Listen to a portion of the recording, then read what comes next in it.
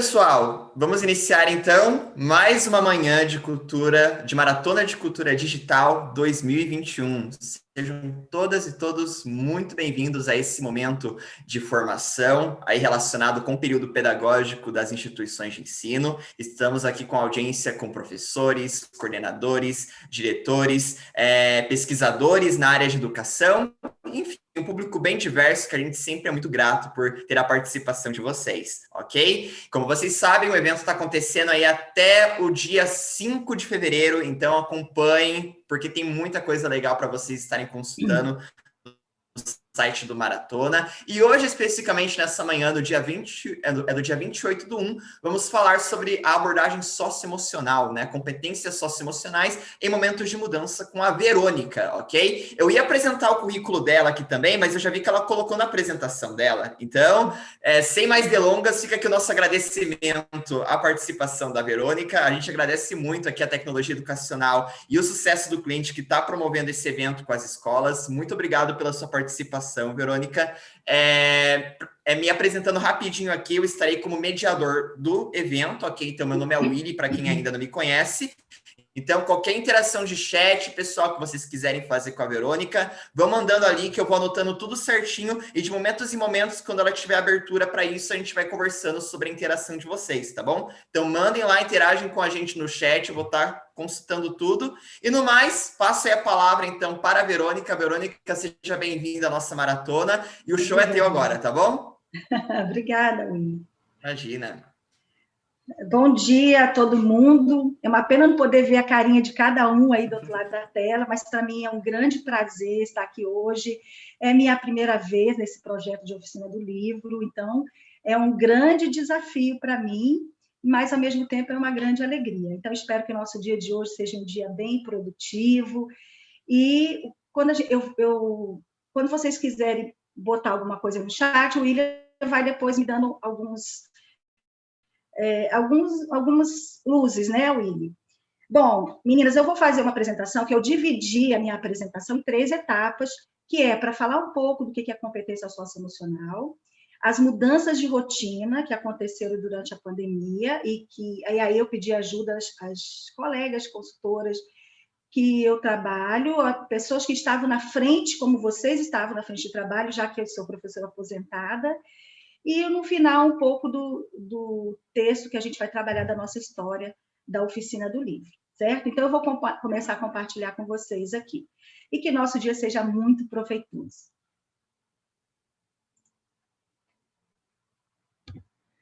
Bom, tudo ok aí, Willy? Ainda não compartilhou aqui, Verônica. Se for em share screen, aí você confirma o compartilhamento, né? Então, peraí, só um momentinho. Share screen. Agora tá abrindo. Isso, abriu na sua presença. Isso. Ok, agora? Perfeito. Tela grande, tudo certinho. Então tá. Então vamos lá, gente.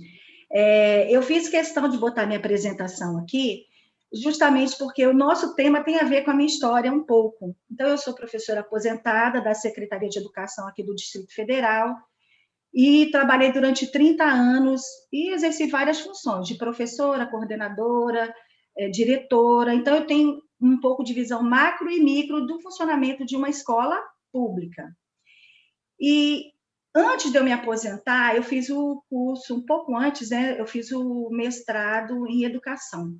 E eu fui justamente na educação matemática, que era onde eu tinha muita dificuldade.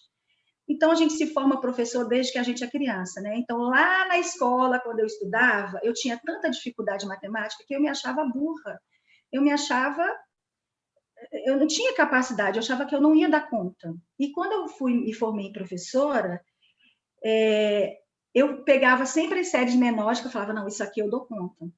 Então, isso para mim era um bloqueio, porque desde muito tempo, o que tem na representação da sociedade é que só é inteligente quem sabe matemática. E isso para mim era um bloqueio. Então, eu fui fazer uma catarse pedagógica, né, na formação continuada, no mestrado, e eu fui revisitar conceitos, eu fui ter segurança para eu ter segurança e ensinar meus alunos a amarem matemática, coisa que eu não tinha. Então, isso já começa essa minha história falando de fazer e aprender, tudo isso vai influenciar. Quando o emocional dele está abalado, o cognitivo também fica abalado.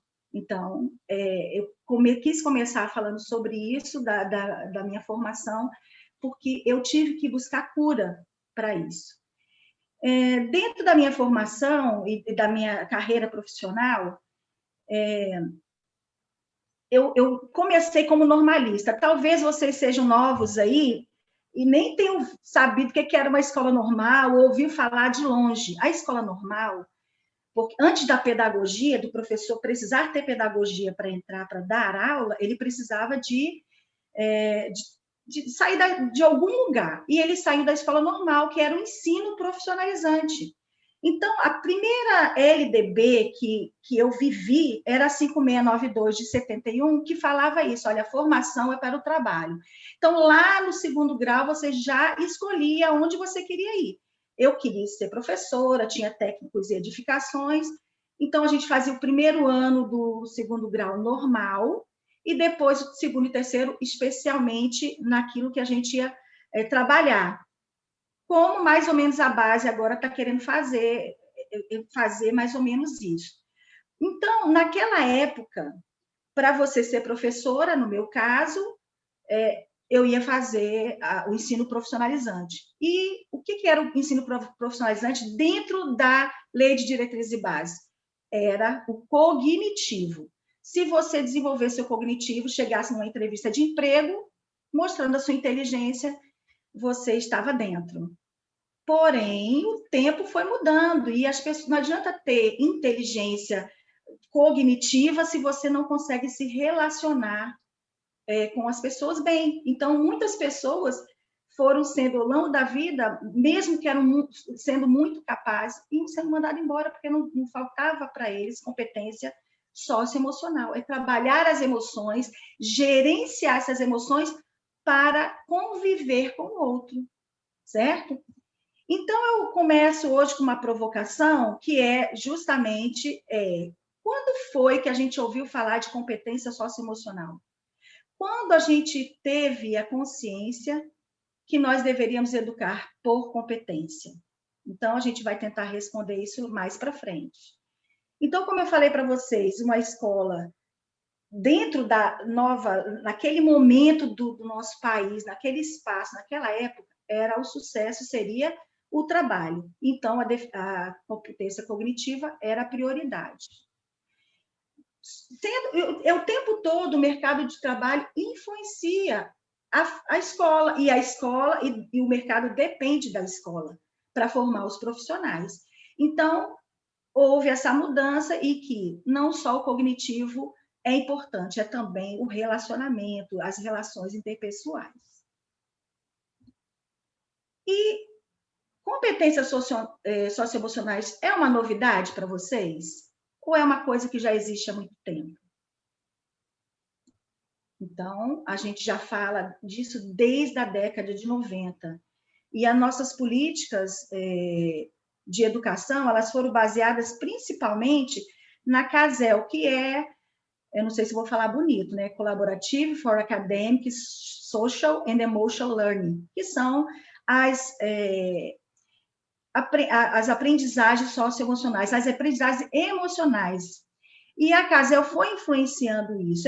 Eles fizeram uma pesquisa, um grupo de estudos nos Estados Unidos, e dizia assim, olha, nós temos escolas ótimas, porém, está tendo problema de violência, de bullying, gravidez na adolescência, drogas. Então, o que está falhando a nossa educação? Então, eles foram pesquisar, e existiam muitos projetos nas escolas, projetos soltos, e eles quiseram, com isso, unificar esses projetos. E aí a CASEL foi acabando influenciando os 4 pilares da educação, né? O saber ser, saber fazer, que a Unesco falou tanto para a gente, e toda a política nossa de educação começou a ser permeada. Então, a gente está tentando mudar essa representação de uma escola tradicional para uma escola que educa por competência, que junta o cognitivo ao emocional. Bom, a Casel também, ela faz o seguinte, os pilares que apoiam são o autoconhecimento, autogerenciamento, tomada responsável de decisão, habilidade de relacionamento e consciência social, que a gente vai encontrar todas nos nossos documentos. E aí, não só, e eles propõem que se estenda isso também para casa, para a sociedade, porque a gente quer uma transformação, a gente sempre quer um mundo melhor. No século XXI, o que é exigido? Aluno crítico, criativo, participativo, que consegue ser protagonista e fazer entrar mudando as coisas. Mas, para isso, precisa o quê? Desvincular essa escola um pouco desse tradicional. Mas não é o cognitivo, ele é importante. Então, o estudante tem que ser protagonista e não um receptor. É essa mudança de conteúdo. Porque ensinar falando, o aluno só ouvir não significa que ele vai ter uma aprendizagem significativa. Então, a educação do século XXI quer fazer essa junção. E quem vai fazer essa junção? É o nosso documento cognitivo-emocional, que é a BNCC, que veio aliar, fazer esse casamento. E, a partir daí, as escolas têm que adaptar o seu currículo para agora ter foco. Então, quando eu estiver preparando a aula, porque isso é normal, a gente vai preparar uma aula, um planejamento anual, o tempo todo a gente está preocupada com o conteúdo. Então, enquanto a gente fez projetos solitários para falar sobre isso, todos são válidos, a gente só não estava dando nome para essas coisas que a gente faz para melhorar o nosso ensino. Mas, como professor, a gente está o tempo todo preocupado com o conteúdo, e agora a gente tem que ter o foco no conteúdo, mas também de que forma eu posso, pelo meu conteúdo, perpassar, né, essas competências socioemocionais, essa educação para o século XXI, uma educação mais humana, né, que faça um aluno melhor. Bom, tudo bem aí, Willy? Perfeito, tudo certo. Tá? Então, a base fala exatamente isso, ó, dois fundamentos pedagógicos: foco no desenvolvimento por competência e cognitivo socioemocional, e o compromisso com a educação integral, que não é basicamente ter uma escola no tempo integral, com 8 horas aula, é educar o ser humano como um todo, né? As suas dimensões cognitivas, sociais, emocionais, cultural. Então, ele como um todo, ele como participante de um sistema que se retroalimenta o tempo todo. Mas aí eu falo assim, como que se pode fazer isso se a gente nem foi formado para isso?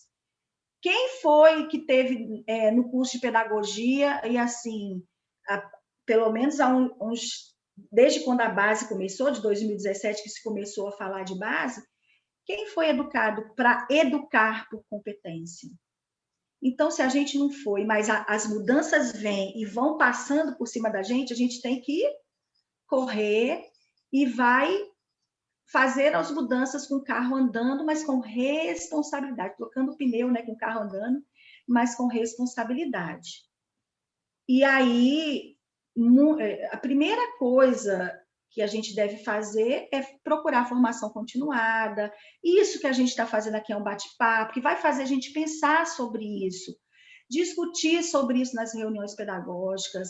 Quando a gente fizer o nosso planejamento anual, nosso projeto pedagógico, a gente já tem que estar pensando nisso, colocar dentro das habilidades, dos conteúdos e botar assim, como eu vou fazer isso, já é um modo de fazer, que eu acho que isso ajuda e a gente maximiza o nosso tempo nas coordenações pedagógicas.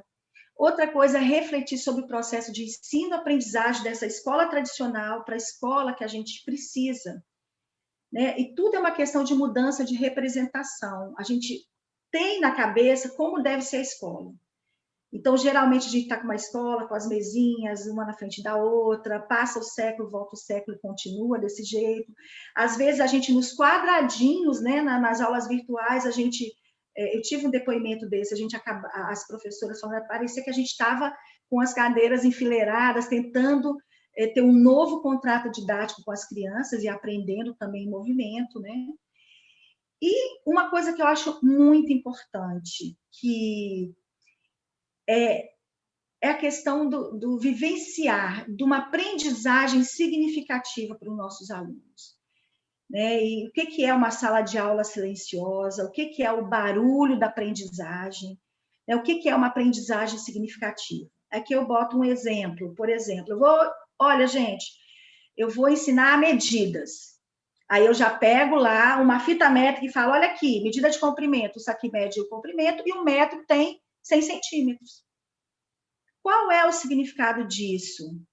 Quando eu vou para se eu não ensino para ele que a medida é uma questão de justiça, que quando se media com palmos e pés, até se estabelecer e padronizar essa medida, quem tinha um palmo maior ganhava vantagem. Quem tinha o pé maior ganhava vantagem, até que se estabeleceu um padrão.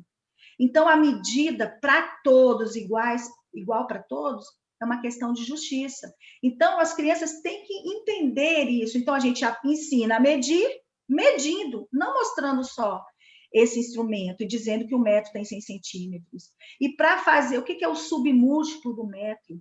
O que eu preciso que ele entenda? Que quando a medida é menor que o metro, que eu pego a minha fita, ou minha régua, ou qualquer instrumento, e diga assim, isso aqui é menor que o metro não me ajuda a medir isso.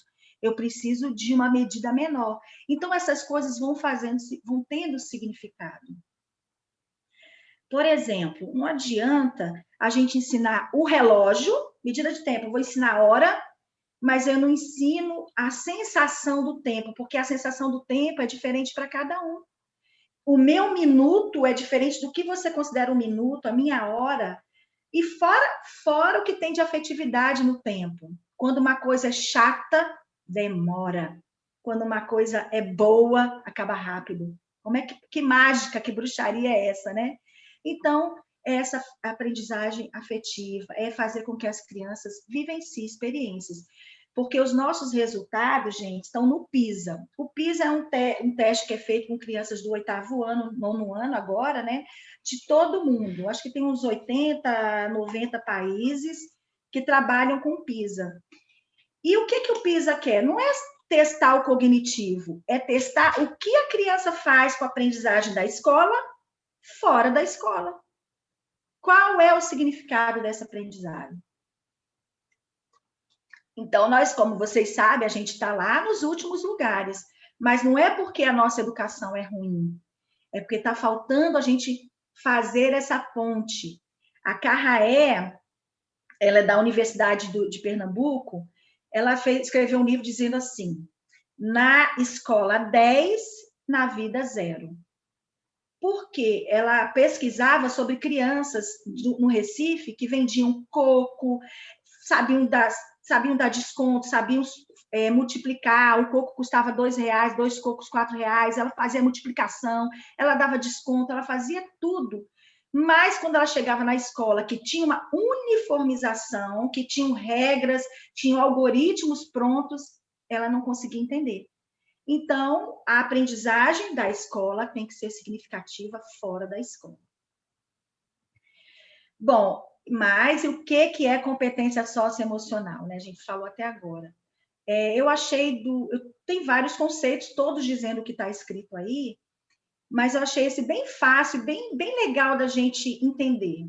Que, no fundo, as competências emocionais é quem nós somos, como que a gente age na vida, como a gente reage às situações de estresse, às situações do dia a dia.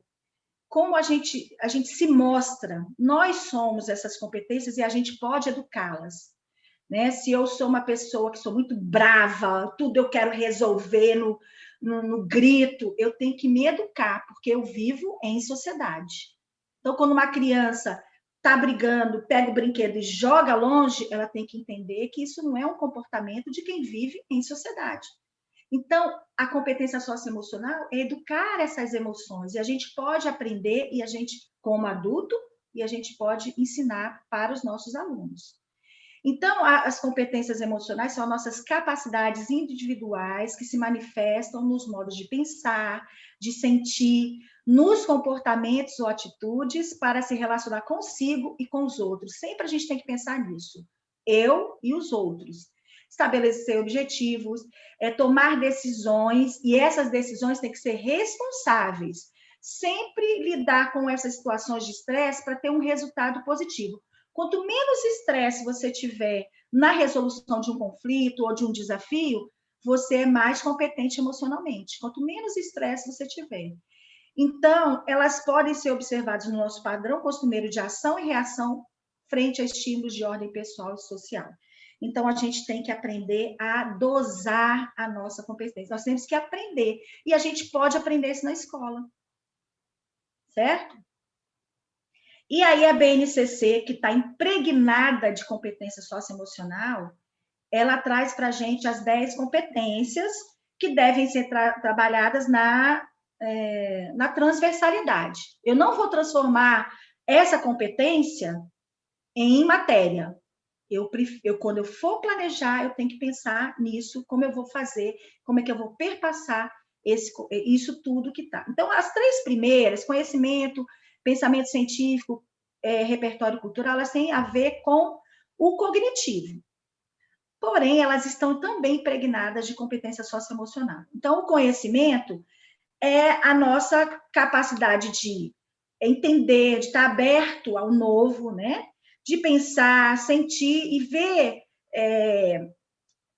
tudo que a gente faz, tudo que a gente aprende, esse conhecimento acumulado da humanidade, ele tem que estar vinculado ao que eu posso fazer para melhorar onde eu vivo.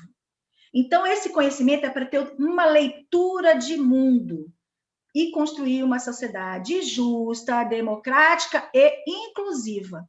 Então, ele tem o conhecimento, é uma competência cognitiva, mas ele já vem impregnado de emoção, de socioemocional, que eu não posso tirar o social do emocional, eles estão caminhando juntos. O pensamento crítico, eu vou passar raspando por essas 6, quando chegar nas 7, 8, 9, 10, eu me detenho um pouco mais, tá certo? Que são as socioemocionais. O repertório cultural, o pensamento científico está aberto ao novo. A humanidade se transformou o tempo todo pelas necessidades que se faziam presentes. Então, essa curiosidade que o ser humano tem de mudar o que está instituído, de criar novos conhecimentos para poder ir para frente, né? Novas descobertas, todas as grandes invenções da humanidade têm a ver com a curiosidade, né? Com a imaginação, com a investigação, com a criatividade. Então, veja que o pensamento científico é cognitivo, mas ele tem socioemocional também. O repertório cultural tem a ver com respeito às manifestações artísticas, de todo mundo, do local, do estadual, do municipal, do mundial, do planeta. A gente tem que respeitar essas manifestações, entender e também participar, porque isso vai trabalhar o nosso sentimento. A gente participar, dramatizar, a gente cantar, tudo isso vai ajudar esse repertório cultural. A comunicação é essencial. A gente vai usar a comunicação para ler, escrever, usar o oral, o escrito, o digital, tudo para compartilhar, para ser entendido pelo outro, mas de forma responsável, com entendimento. Isso tem que ficar com a argumentação, que tem a ver com muita coisa que a gente está vivendo agora. A cultura digital, que eu acho que quem elaborou a base não pensou que a gente fosse usar tanto no ano de 2020, a gente teve que ser competente na cultura digital. Né? Eu, por exemplo, que precisava dos meus filhos para resolver tudo para mim, eu estou tendo que me virar. E aí a cultura digital ela vem como uma forma de comunicação, a gente tem que compreender e utilizar de forma responsável, de forma reflexiva, de forma ética, né? Então, a cultura digital, a gente tem que trabalhar muito isso com nossos alunos, né? E o aluno também desenvolver o protagonismo dele, né? Quantas crianças na internet têm dado bons exemplos, assumem esses bons exemplos, e a gente vai ouvir falar muito no protagonismo do aluno. O trabalho, o projeto de vida, tem a ver mais com o ensino médio, né? Que a gente vai... a base está trazendo o itinerário formativo, mais ou menos como era na minha época, que eu já ia escolher mais ou menos a minha profissão, que eu queria, então eu já vou escolhendo algumas coisas que vão ter a ver com o que eu quero, com a minha formação. E aí eu vou entrar nas competências socioemocionais propriamente ditas, que é a argumentação. E, gente, é muito legal, a base faz assim, olha, é argumentar com base em fatos e informações confiáveis. E o que a gente está vivendo agora, né? As pessoas compartilhando informações sem estar buscando um respaldo científico, um respaldo em locais seguros, e isso tem dificultado um pouco muito o desenvolvimento e o andamento da nossa sociedade. Tanto que isso tem influenciado, né? Então, essas argumentações, elas têm que também respeitar e promover os direitos humanos, a consciência socioambiental e o consumo responsável. Veja bem, quando a gente trabalha com nossas crianças, que a gente fala, tudo que a gente fala na sala de aula, eles levam para casa. Então, quando a gente fala de consumo consciente, de reduzir o uso de plástico, ou de fazer a coleta seletiva, quando a gente está com base em fatos, mostrando os dados, as crianças vão chegar em casa e vão regular isso na família deles, e vão promover mudanças no núcleo familiar, que é uma mudança pequena que vai refletir numa mudança maior. Quando a gente trabalha o trânsito com as crianças e ela vê o pai, tá a placa lá, permitida a velocidade de 60 quilômetros, e o pai tá mais, ela fala, papai, não pode. Tem que andar dentro da velocidade permitida. Então, essa argumentação vai servir de base para a mudança das crianças na vida, certo? O autoconhecimento e o autocuidado. Veja que tudo que eu estou falando tem a ver com aquele documento da Casel que eu mostrei lá na frente. O autoconhecimento é você conhecer... Eu vou falar primeiro do autocuidado, que aí o autoconhecimento eu preciso de um pouco mais tempo. O autocuidado é o cuidado com a saúde, é o cuidado com o meu corpo. É eu ter que usar máscara, porque eu sei que eu posso me contaminar. Hoje, eu saber lavar as mãos, passar álcool em gel. Quando eu perceber que alguém está me tocando numa parte que não pode, eu saber falar sobre isso, então eu cuidado com o meu corpo. Eu sei que eu não posso me envolver em drogas.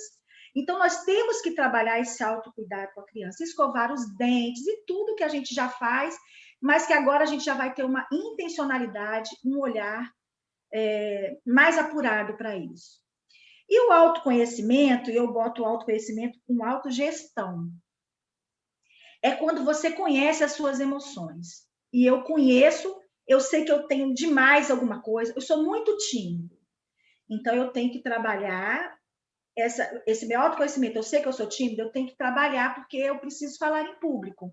Então, eu vou educar, eu vou me conhecer para eu dosar o que eu tenho de falta ou de excesso para poder me relacionar melhor, né? Para eu ser entendido. Então, quando tem duas crianças brigando na sala de aula, eu sei que essa criança é mais brava, ela discute, então eu tenho que fazer ela pensar sobre isso, sobre esse comportamento. Então, o autocuidado, o autoconhecimento vai nos fazer dosar os nossos sentimentos, tudo que a gente tem excesso para a gente viver bem em sociedade, certo? Eu não sei se está ficando claro para vocês. Vou dar um exemplo aqui para nós mulheres, vamos pensar aqui. Vamos supor que eu seja muito ciumenta. E eu amo meu marido, ou meu namorado, ou minha namorada, eu amo. Então, estou vendo, conversando com uma outra mulher, e eu vou lá e já vou brigar com ele na frente dela. Então, eu falo, não, eu sei que eu sou ciumenta, eu posso tratar desse assunto depois, então eu tenho que ter eu tenho que me regular para que eu viva em sociedade, para que eu saiba conviver bem, né? Então, quando uma criança na sala de aula está brigando, está puxando o brinquedo para um lado para o outro, vamos pensar sobre isso, vamos conter esse sentimento para que ele equilibrar, porque cada um se solta de alguma forma, né, dos seus sentimentos. Então, nós temos que regular ou excesso ou a falta. Então, esse autoconhecimento tem que ser com autogestão e autocuidado. Outra coisa que a gente precisa é a empatia e a cooperação. A empatia é uma palavra que está muito em voga. O que é empatia? É eu me colocar no lugar do outro. Para eu ter uma sociedade mais justa, eu preciso ter uma... Como é que eu posso dizer? Eu tenho que me colocar no lugar do outro, eu tenho que ajudar a mudar o outro. Então, quando a gente... Não o outro, mas a sociedade em si. Como isso acontece? Se eu tenho que trabalhar com direitos humanos e eu tenho que combater o preconceito, eu tenho que combater essas coisas, eu tenho que me educar, eu tenho que ter empatia, me colocar no lugar do outro para poder fazer essa transformação. Eu entender o que o outro sente. E mesmo se colocando no lugar dele, a gente também, às vezes, não tem essa noção. E nós estamos num período de desconstrução, porque nós fomos criados numa sociedade altamente preconceituosa que está vindo numa mudança, assim, vindo em ondas, vindo em tsunami. E a gente está, muitas vezes, embora a gente combata preconceitos, muitas vezes a gente nos vê em situação de preconceito. Então, nós também estamos nos reeducando para fazer uma sociedade melhor, para se fazer respeitar e respeitar o outro, né? Contra o preconceito de qualquer natureza. E a empatia, o fazer o trabalho voluntário, é ajudar o próximo. Nessa pandemia, quantas pessoas a gente teve que ajudar porque perderam emprego? Quantas a gente tem que se colocar no lugar do outro e não criticar, né? Ou está recebendo auxílio emergencial, não quer trabalhar, e fazer certas comparações que a gente precisa ver, que mesmo combatendo, às vezes a gente comete alguns deslizes no caso de preconceitos. A cooperação é o trabalho em grupo, é ajudar o outro, é ser proativo, é tomar decisões com responsabilidade.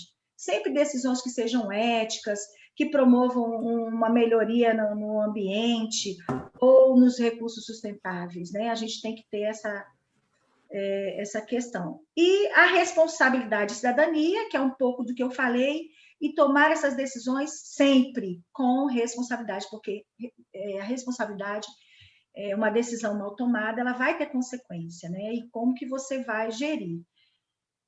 Dentro disso, da responsabilidade, a gente tem uma outra palavra que está muito em voga, que é a resiliência. A gente se adaptar ao novo, e aquilo que a gente não tem capacidade de mudar de imediato, a gente vai procurar uma alternativa, aceitar aquilo que veio e procurar uma alternativa. Então, basicamente, essas são as competências socioemocionais da base, que na educação infantil vem como direito de aprendizagem e campos de experiência. Não vou discorrer sobre isso, mas posso lhe dar uma frase que eu amo e que eu vou dizer para vocês, que a base teve muitas críticas, mas é um documento de vanguarda, né? Elas são normas para você mudar o seu currículo na escola. Mas o que a base, nessas 10 competências que o aluno vai ter que desenvolver da educação infantil até o final do ensino médio, é simplesmente essa: olha, nós queremos que vocês formem adultos melhores para o nosso mundo. Todo ser humano, todo mundo pode ser um ser humano melhor. Então, a educação sociocompetência, ela não é só para criança, ela é para a gente também, porque a gente vai se enxergando nesses movimentos, certo?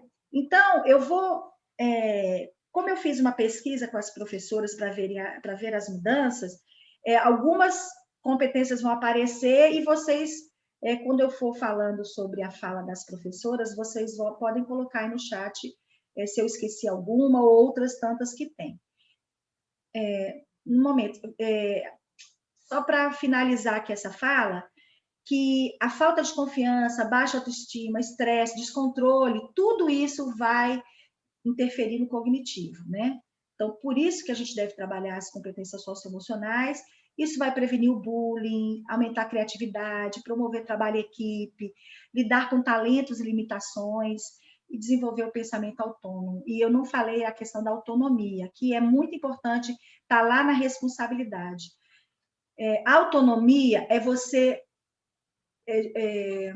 trabalhar, fazer suas atividades sem ter uma outra pessoa mandando você fazer.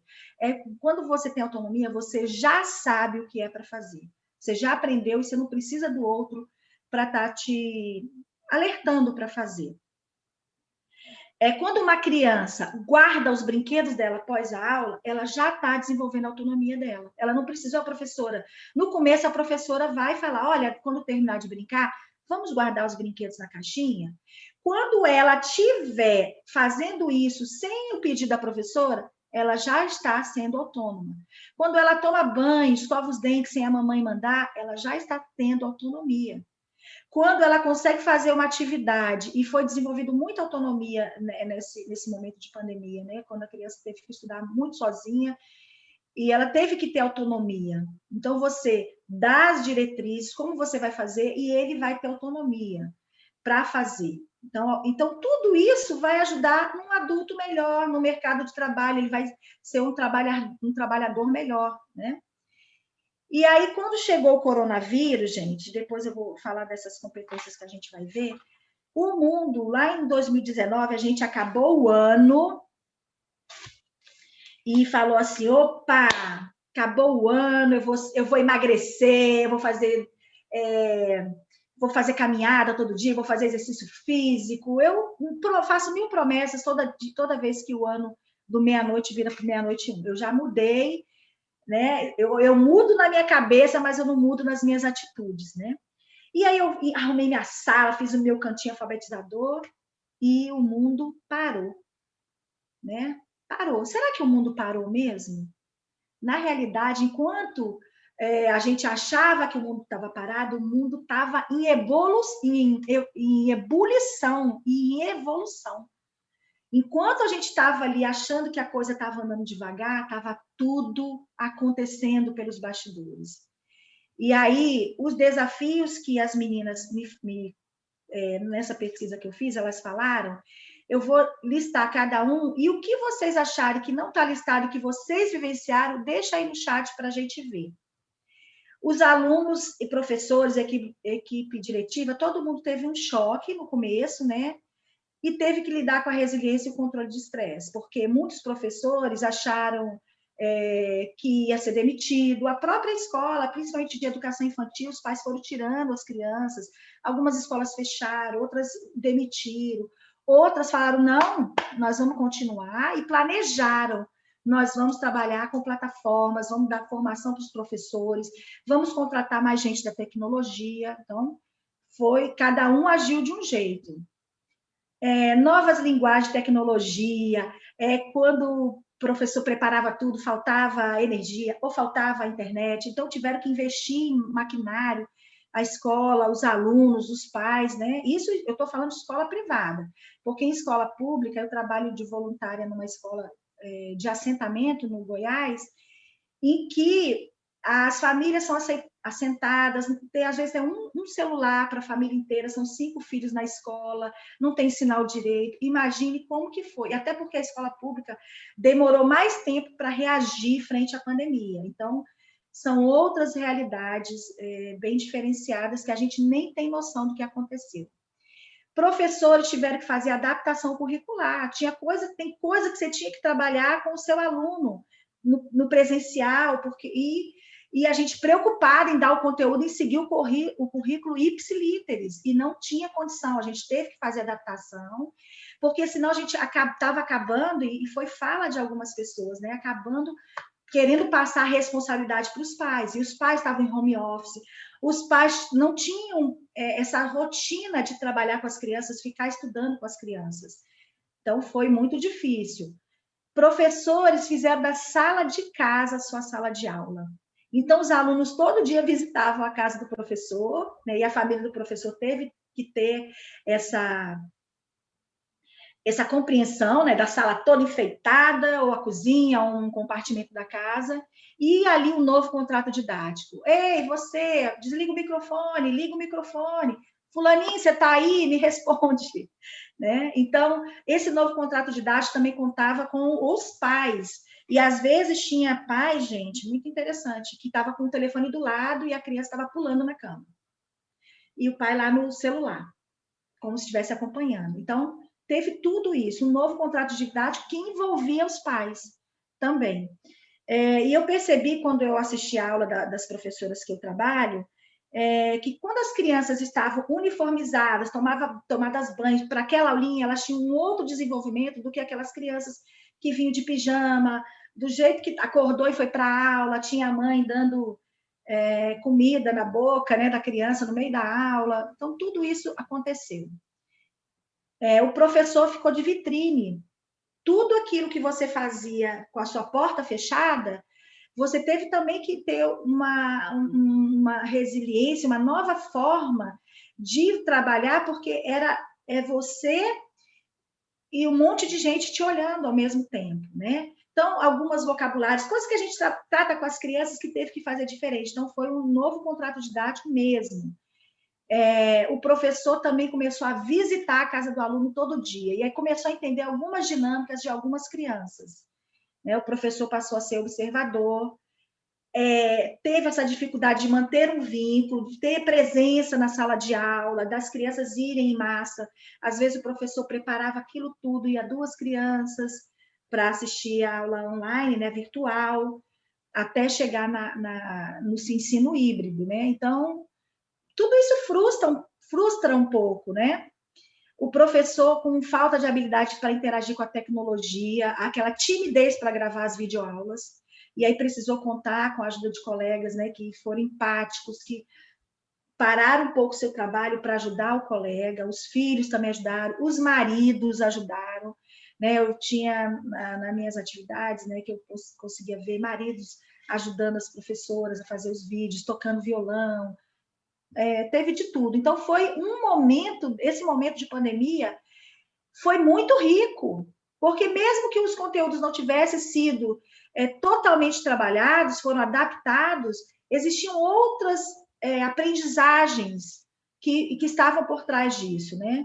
O engajamento da família, cooperação, trabalho em equipe. Teve família, inclusive, que não participou e família que participou muito. Então, isso foi bem bacana, criou um laço, né? Novas alternativas para o trabalho, as professoras, as crianças não tinham algumas coisas, elas começavam a usar os recursos que elas tinham em casa. Então, eu vou trabalhar a geometria, pega as embalagens, faz o contorno para ver se aquela face é um retângulo, se é um círculo, como é que trabalhava o peso, que pacotes tinham de comida, de alimentos na sua casa que tinha mais que 1 quilo, que tinha menos que 1 quilo, quais pacotes eu junto e dá o mesmo peso do outro pacote. Então, o professor teve que ter muita criatividade. Por fim, uma coisa que foi muito difícil foi a questão da avaliação, que eles não sabiam avaliar se realmente os alunos iam conseguir, como é que eu digo, se eles aprenderam realmente, ficou um pouco mais difícil para eles entenderem isso. E, por final, o medo de retorno às aulas presenciais, né? Então, a escola investiu nessas medidas de prevenção, os professores com medo de poder passar para os alunos que levassem para casa, ou os alunos, ou eles pegarem a doença. Então, esse ensino híbrido ele ainda foi assim, um pouco devagar, e as escolas estão fazendo avaliação para ver nesse ano como é que funciona. Então, se você tiver outra mudança aí de rotina que eu não tenha falado, por favor, escreva aí no chat que depois eu quero completar aqui esse slide. Então, essas foram as competências que foram muito utilizadas nesse momento. A empatia, a autoestima, autoconhecimento, autogestão, criatividade, trabalho em grupo, confiança, responsabilidade, autonomia, argumentação e resiliência.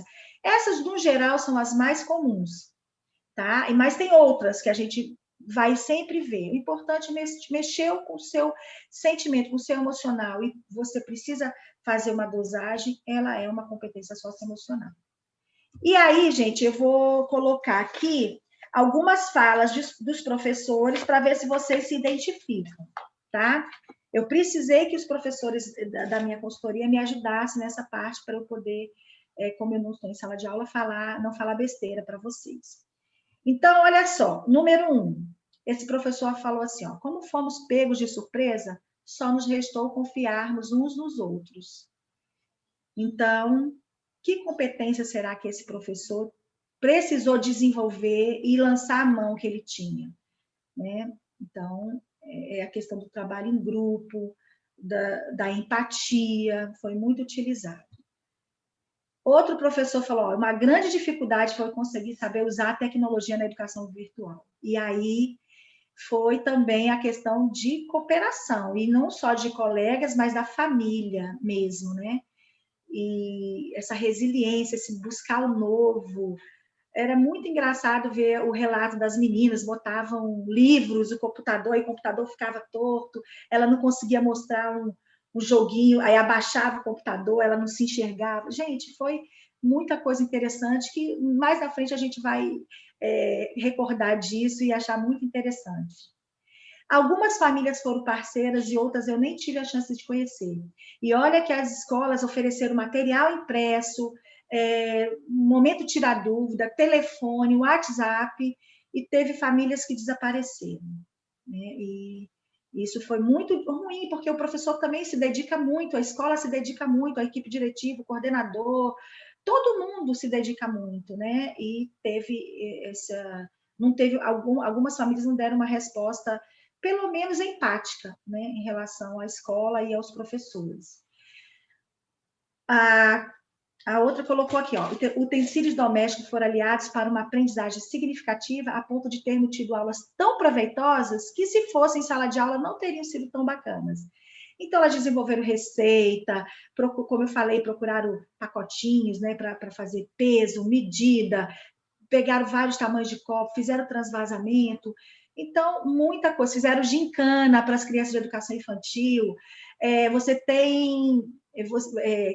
quem tiver um objeto vermelho em casa, traz, vai ganhar ponto para a sua equipe. Então, eles iam correndo, procuravam um objeto vermelho, um objeto redondo. E aí o professor precisou usar muita criatividade. Como essa professora que ela fala, ela é de turminha de 4 anos, ela diz assim, olha, é difícil, porque como fazer essa adaptação? Mas foi muito... Ela teve que reinventar aulas significativas, usar mesmo as coisas que a criança tinha em casa, contar com a ajuda dos pais para providenciar o material. Isso foi muito... A família precisou ajudar muito nesse momento, né? E como foi bonitinho as crianças de educação infantil ligando o microfone, desligando o microfone, cantando musiquinha quando a professora ia manter o vínculo. Muito fofo poder observar. Eu tive o privilégio de observar vocês que estavam na linha de frente, certo? E aí, aqui algumas sugestões para trabalhar competências socioemocionais em sala de aula, que é o trabalho em grupo, projetos, isso aí eu nem vou tocar, mas a questão de trabalhar com músicas, trabalhar com filmes, fazer discussões sobre isso, fazer espaços de troca de experiência, né? Quando a criança resolve uma situação, problema, deixar ela falar como ela resolveu, compartilhar essa experiência dela e ver que a mesma experiência outra criança teve e achou uma outra solução, resolveu por um outro jeito. Então, isso favorece o que a gente chama de pensamento multiplicativo. No começo, a criança é muito egocêntrica. Tudo que ela faz, ela acha que ela está certa. Eu que fiz certo, do meu jeito é o certo. Mas quando ela ouve o outro falar, às vezes ela pensa, puxa, mas ele fez de uma forma diferente.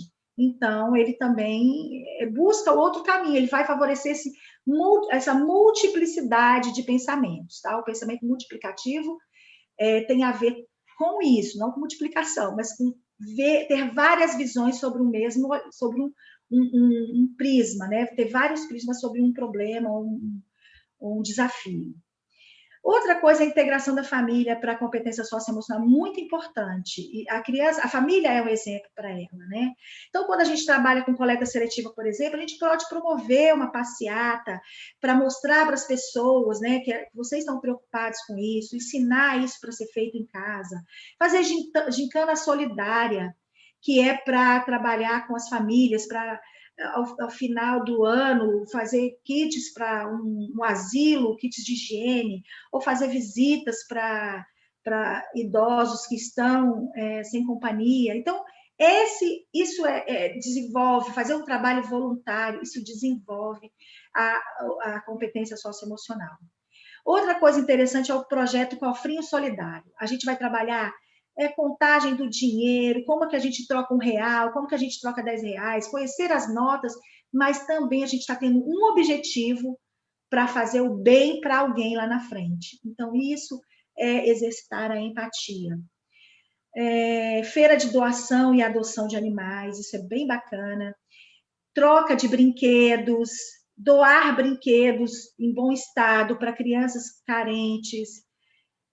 Lá em Brasília, algumas escolas têm isso, as escolas particulares que têm mais recursos, quando elas adotam uma escola, vai ter uma festa junina numa creche, então as famílias se reúnem e vão dar as roupas para as crianças daquela creche. Então, tem um pouco disso. Então, é uma escola sendo solidária com a outra. O projeto de makers, né? Fazer filmagens, jornais, tutoriais, podcasts. Né? Então, vou fazer, gente, vocês vão ter que fazer um vídeo para mim, um tutorial de como lavar a mão para não deixar a mão suja. Nessa pandemia, a gente precisa aprender a lavar as mãos. Então, você dá o desafio, cada criança vai fazer diferente. E eu vou circular esse vídeo pelo WhatsApp da família, pelo WhatsApp da escola. Olha que legal, a criança como protagonista, né? O cantinho dos sentimentos. A gente chega quando a criança está triste, a gente pode fazer, eu vi a Garcia fala isso, né? Como que eu estou hoje? Eu estou bravo do tanto de uma formiguinha, do tanto de um cachorro ou do tanto de um elefante? Porque a criança pequena ela não consegue externalizar o que é o sentimento, entender. Mas a gente pode ir aos poucos fazendo isso. E, por fim, a literatura, que é o que a gente vai falar, né? Que a gente vai trabalhar aqui na Oficina do Livro. A literatura traz essas vivências próximas à realidade, né? As pessoas se identificam com os personagens, as pessoas se identificam com a história, o que ela traz de mensagem positiva, né? E a gente pode trabalhar com conceitos relevantes. E nós aqui vamos trabalhar, o que eu proponho para vocês, é trabalhar com a Lenda das Máscaras Estampadas, que foi um livrinho que eu fiz, porque nessa pandemia eu sabia que eu tinha que colaborar. Todo mundo tinha que fazer uma parte, ficar em casa. Eu moro com uma pessoa de 87 anos, que é a minha mãe, então o meu cuidado sempre tinha que ser redobrado. Mas eu tinha que fazer as coisas para ela. E quando eu saía para comprar as coisas, o que me angustiava e me dava vontade de chorar, gente, não é brincadeira, é usar máscara. Quando eu via todo mundo de máscara, me dava uma dor no peito, era a única coisa que me desestabilizava. Falei, não, mas eu tenho que melhorar isso. E aí eu fui pensando, eu olhava a minha gaveta, eu comecei a comprar máscara, né? E eu vi a que não doía minha orelha, eu comecei a comprar máscaras que não doíam minha orelha, e que tinha o tamanho certo, e de repente eu comecei a perceber todo mundo usando com muitas estampas. E eu tinha máscara de onça, eu tinha máscara de zebra, eu tinha de um monte de macaquinho. Então eu tinha um monte de máscara. E para as pessoas não interessava se a máscara ela estava com uma máscara xadrez aqui e a roupa dela era estampada, cheia de flores. Então não era combinar a máscara com a roupa, era ter o autocuidado. Então usar máscara é um autocuidado. E aí eu pensei nisso, né? De uma historinha em que como que surgiram as máscaras estampadas. E aí pensei sobre isso. E inventei, assim, fui pensando nessa questão das máscaras brancas. Que as máscaras brancas eram as menos usadas mesmo. Você usava máscara colorida, estampada e quase não usava máscara branca.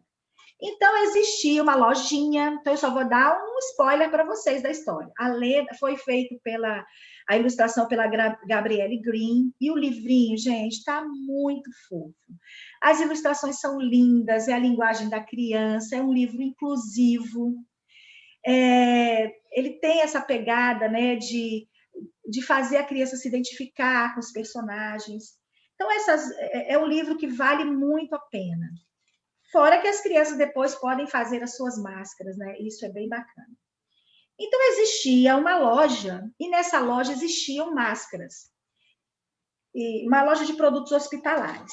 E existia nessa loja um pacotinho de máscaras no saquinho, e ele estava, não sei se está dando para vocês verem, esse pacotinho estava lá, se empoeirando, porque as crianças não, quem ia comprar máscara naquela loja só comprava máscara verde, igual de médico, queria ficar bonito igual aos médicos. E esse pacotinho foi ficando empoeirado, empoeirado, empoeirado. E resolveu fugir. Quando ele fugiu, as máscaras foram saindo uma a uma, se desamassando, foram ficar debaixo de uma árvore e foram saindo. E foram fazer uma reunião de grupo para ver o que elas podiam fazer, porque elas estavam perdendo o trabalho delas. A pandemia estava aí, tinha uma coisa diferente que estava acontecendo no mundo, o trabalho delas era proteger, mas elas estavam todas deixadas de lado, elas se sentiram preteridas e com a autoestima muito baixa. E aí, nada como a mãe natureza, né? Ouvindo a reclamação delas, a mãe natureza resolveu ajudar. E fez elas voarem, um vento veio, um vento forte, mas tranquilo, veio e foi voando, voando, e elas foram voando até que elas chegaram no zoológico e uma mágica começou a acontecer. Elas foram virando, foram tendo estampas. A máscara que passou pela jaula da zebra, ficou toda zebrada. Ficou toda zebrada. A máscara que passou na jaula da onça, ficou toda onçada. E aí as máscaras foram se transformando e uma moça que ia passando comprou, porque ela tinha um monte de criança que não usava máscara, brincavam sem se proteger. E aí ela deu essas máscaras para as crianças. Tinha uma máscara também que ela não tinha as perninhas, os bracinhos para amarrar, nem bracinho nem perninha. E ela era uma máscara triste, que ela achava que ninguém ia querer ela. Mas a mãe natureza resolveu o problema dela. Uma árvore deu fitinhas para ela e ela ficou linda com os seus bracinhos, suas perninhas novas para poder servir, para poder amarrar no rosto de quem a usasse. E essa moça postou o vídeo, e esse vídeo dessas crianças com as novas máscaras coloridas bombou na internet, teve muitos compartilhamentos e as pessoas começaram a usar máscaras coloridas. E essa história é uma história muito que vai falar um pouco do momento que a gente está vivendo, vai falar principalmente do autocuidado. E aí, cada personagem traz uma competência para ser discutida com as crianças, né? De você tirar das crianças, com as palavras dela, o que cada um representou. Bom, gente, eu vou me despedindo por aqui, dizendo que eu tenho outros livrinhos, o do Ovinho Sem Nariz, do Gatinho Sabido. O Ovinho vai falar de emoções, da pessoa ter ansiedade. O Gatinho Sabido vai falar da pandemia, sobre a ótica de um gatinho. E a Oswaldinha Super Gotinha é uma gotinha que ganhou o nome do Oswaldo Cruz, que ela vai ajudar a curar a humanidade. E muito obrigada, eu estou aqui à disposição. Eu acho que eu falei muito, né, William? Imagine, falou bem, falou no tempo certo, inclusive. Jura? Ai, meu Sim, Deus! É 11 horas em ponto agora, tá? Então, foi uma hora de fala bem legal.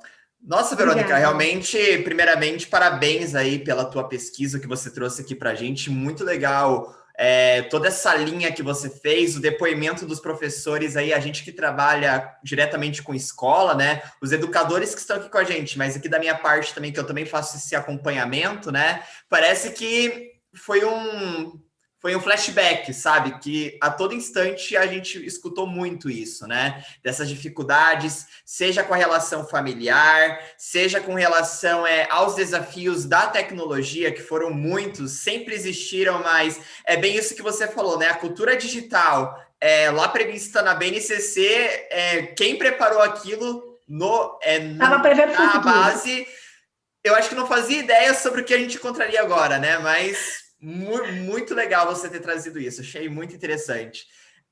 Pessoal, se vocês tiverem comentários, perguntas, dúvidas para serem aí compartilhadas junto com a Verônica, mandem aqui no chat para a gente, tá? Ainda tem um tempo aí bacana para a gente estar conversando.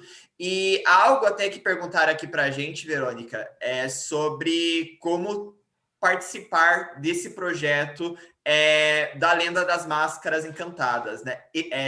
Das máscaras estampadas, no caso, né? Estampadas. Estampadas, isso. Pessoal, faz parte do projeto Oficina do Livro. Nós temos escolas aqui hoje, Verônica, só para contextualizar, que possuem já o projeto, a solução educacional, e outras que vieram por curiosidade, para conhecer um pouquinho mais, né? Então, é um projeto no qual o aluno, ele produz o seu próprio livro a partir dessa contextualização aí que o ilustrador e o roteirista, no caso, feito pela Verônica, né? Toda a parte de roteiro da história, né? Mas a criança que produz o livro, ela que faz as falas, toda ali a personalização, fica por conta da criança em um ambiente totalmente virtual. No final do projeto, os alunos que participaram recebem o livro impresso, tá? Aí que posteriormente pode ser feita uma sessão de autógrafos na escola, né? Dependendo da nossa situação pandêmica e tudo mais, quem sabe a Verônica pode participar junto com a gente de uma sessão, talvez, né? Vai que tem essa possibilidade. Depende tudo do nosso cenário ao longo de 2021 também.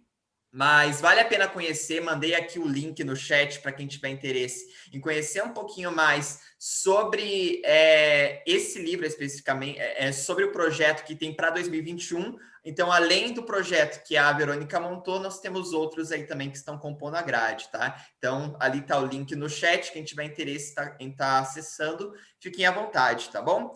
No mais, perguntas que vocês tenham, reflexões, fiquem à vontade para estar trazendo aqui para a gente, tá? A Verônica é a pessoa ideal para estar falando sobre essa questão do socioemocional com vocês aqui agora. Então, fiquem disponíveis para estar perguntando tudo que vocês tiverem mais interesse em estar compartilhando com a gente, tá? E para saber que vocês estão aí gostando e tudo mais, eu peço que a gente faça aquela dinâmica de sempre. Se a conversa foi bem proveitosa aqui, se vocês gostaram, mandem o número 1 para a gente aqui no chat para saber que vocês estão acompanhando bem. E se tiverem alguma dúvida, ficou alguma coisa ainda que vocês estão um pouco... não estou entendendo muito bem, mandem o número 2 para a gente saber como que foi a recepção aqui também, tá bom? Olha, Verônica, tá vendo vários número 1 aqui, então acho que para vocês. Pegou bem a ideia, né? Legal. No mais, eu queria até ver com você como que você vê essa questão do socioemocional agora que a gente está entrando, né, no pós-pandemia, visto que temos aí já a conversa da vacina, né? A gente não sabe quanto tempo que vai levar tudo isso, mas agora... tudo dando certo, todo mundo vai ficar imunizado, daqui uns tempos a gente vai passar do híbrido para o presencial novamente, encontrar os nossos alunos, estar perto, estar diretamente na escola de volta, né? Queria ver como que você vê essa questão do socioemocional, agora diante de tudo que você falou, nesse pós-pandemia, como que os professores, você acha que eles podem ir se preparando agora? Como que você vê isso, Verônica? Eu acho que as escolas já tiveram um pouco delas, eu não sei se todas, mas acho que eu acompanho, elas já tiveram esse ensino híbrido, né? Um pouco presencial e um pouco remoto. E aí eles já tem uma avaliação de como devem agir. Mas eu acredito, Willy, que as professoras, elas já desenvolveram muita coisa, elas já se superaram em muita coisa. E eu creio que vai ser tranquilo, né? No começo vai ser um pouco assim tumultuado, mas a gente vai se adaptando porque nós somos resilientes. A gente acaba se adaptando às situações e buscando novas soluções.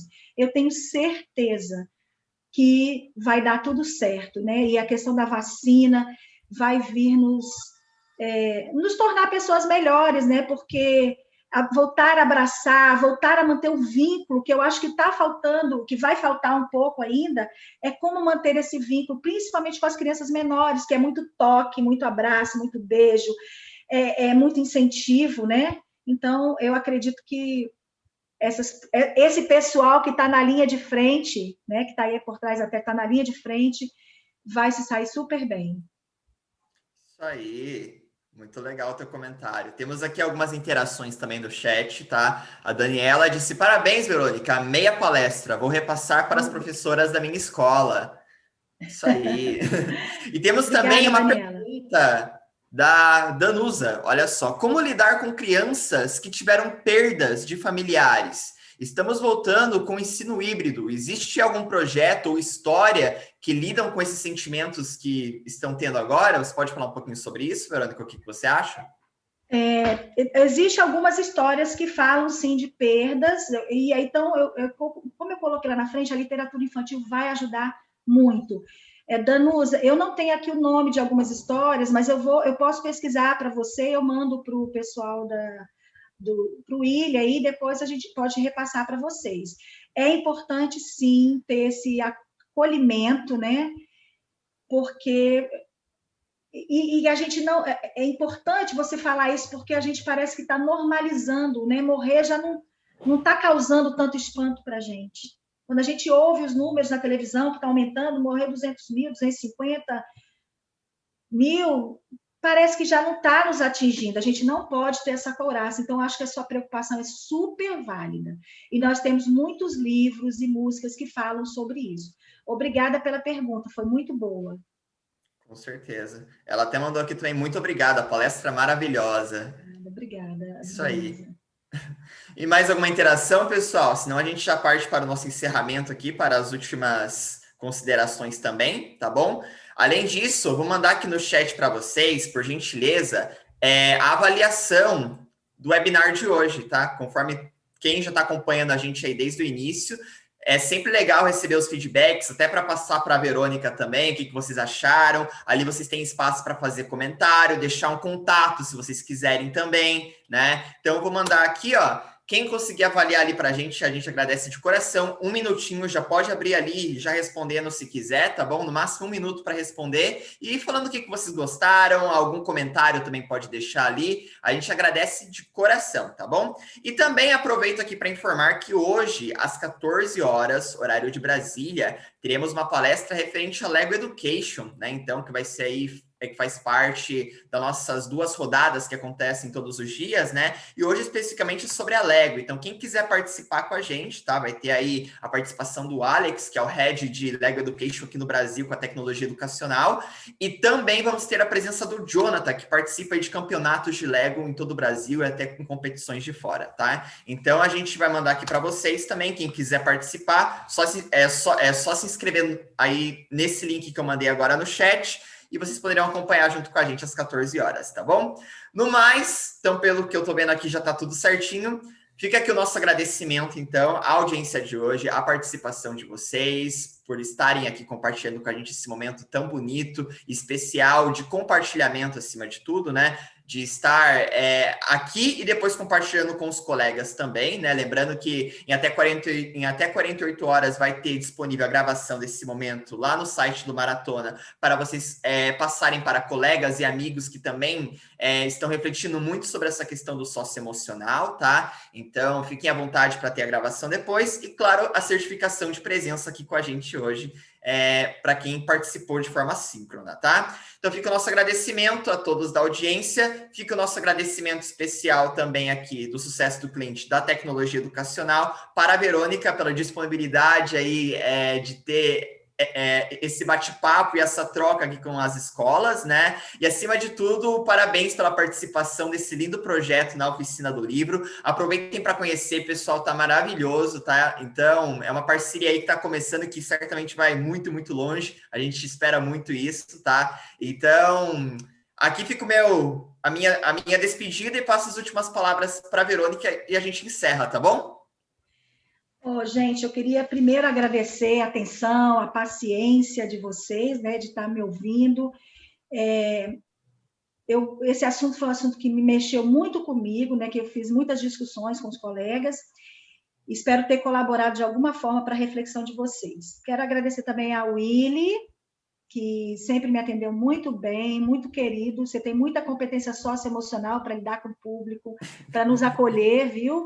O mesmo eu digo da Camila e da Mariana, que foram os meus contatos e me trouxeram no colo até aqui, né? Então, é um orgulho estar participando desse projeto. Eu espero que as escolas, que essa parceria se estenda, né? E que a nossa história faça bastante sucesso entre as crianças. Obrigada, viu, gente? Um beijo para todos. Isso aí, obrigado, Verônica, e obrigado, pessoal. A maratona continua, tá? A gente se vê às 14 horas e aí ao longo de toda a programação até a semana que vem. Um grande abraço e até a próxima programação. Tchau, tchau.